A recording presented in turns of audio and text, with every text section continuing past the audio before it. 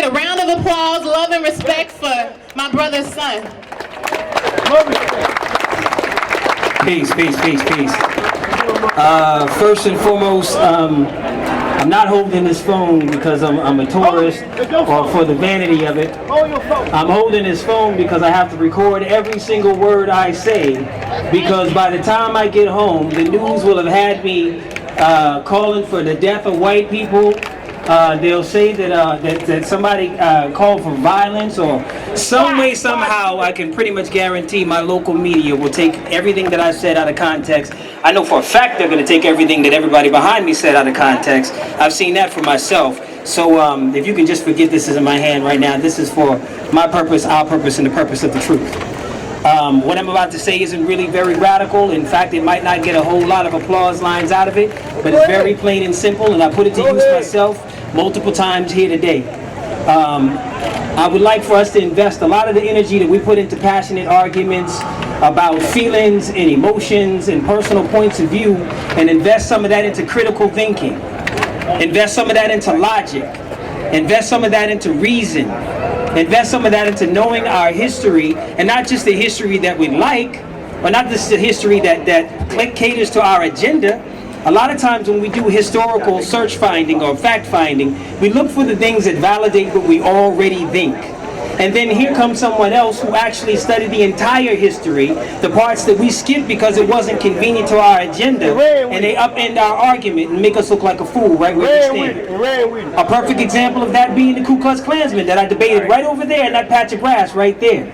That once the argument moved away from emotions, once the argument moved away from racism and whether or not I feel the moral abstraction of whether or not the flag is racist, once it became a point where they had to defend their points of view with logic, with reason, with critical thinking, actual history, he walked away from me. I even said white power for him to come back, but he wouldn't come back.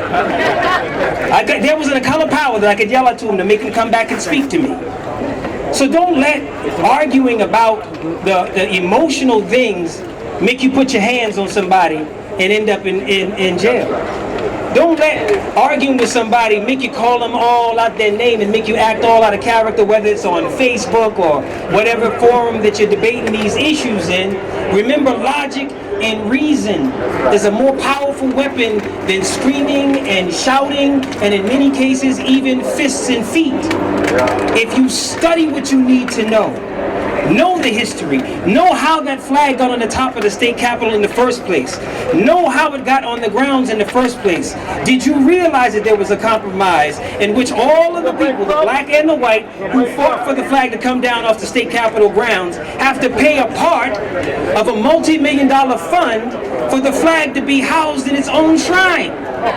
So while you're celebrating the victory of the flag coming down, you're paying for the flag to be put in an even more reverent place than it was when it was flying on the state capitol ground. Did you know that? Did you know that the flag is a mile or so away from a Confederate museum, that it could have been placed in a long time ago?